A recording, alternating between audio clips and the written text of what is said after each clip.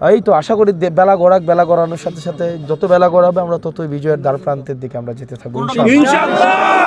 নিয়ে ভোট দিতে এসেছে সকাল থেকেই, আপনারা দেখেন সকাল থেকে লাইন, সকাল 7টা থেকেই মানুষ লাইনে দাঁড়িয়েছে, ভোট দিচ্ছে এবং দীর্ঘদিন 1.5 দশকেরও বেশি সময় ধরে মানুষ ভোটাধিকার প্রয়োগ করতে পারেনি, একটা আগ্রহ ছিল। এবং বিশেষ করে এই জেনারেশন জেড তারা কখনোই ভোট দিতে পারেনি এবং 2000 এবং এটা প্রায় আমাদের মানে আমার আসনের অন্তত হচ্ছে 1 লক্ষ ভোটারের নতুন ভোট, 1,30,000 ভোটারের প্রথম ভোট হচ্ছে আপনার এই ভোটটা। তো সেই জায়গায় একটা আগ্রহ রয়েছে, উৎসাহ রয়েছে।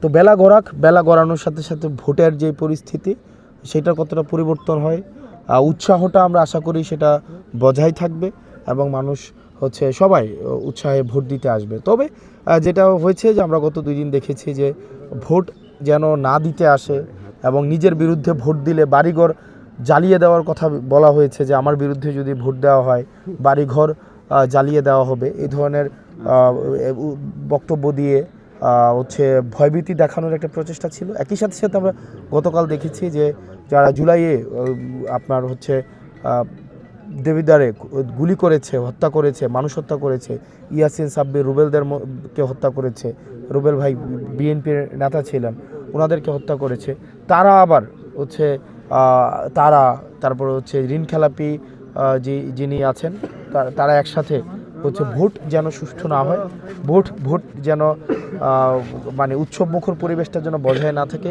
সেটার তারা চেষ্টা করছে। গতকাল সেটা আমরা বলেছি। এই তো আশা করি বেলা গড়ানোর সাথে সাথে যত বেলা গড়াবে আমরা ততই বিজয়ের দ্বার প্রান্তের দিকে আমরা যেতে থাকবো ইনশাআল্লাহ। এজেন্ট ঢুকাইতে কোনো সমস্যা হচ্ছে কিনা আপনাদের? না, আমি এখনো পর্যন্ত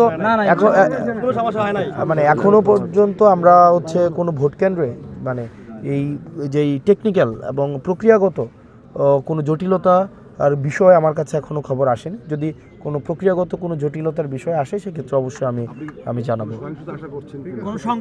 না, সেটা দেখেন, আমরা কোনো সহিংসতা শঙ্কা এগুলা মুক্ত থাকতেই চাই। ভোট একটা উৎসবের হবে, ভোট তো ভয়ের না। মানুষ তার ভোটাধিকার প্রয়োগ করবে, যাকে ইচ্ছা থাকে, যাকে পছন্দ তাকেই ভোট দেবে।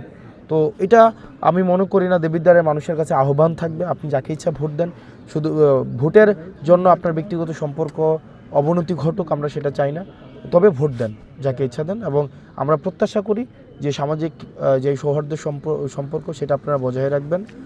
শুধু ভোটাধিকার প্রয়োগের জন্য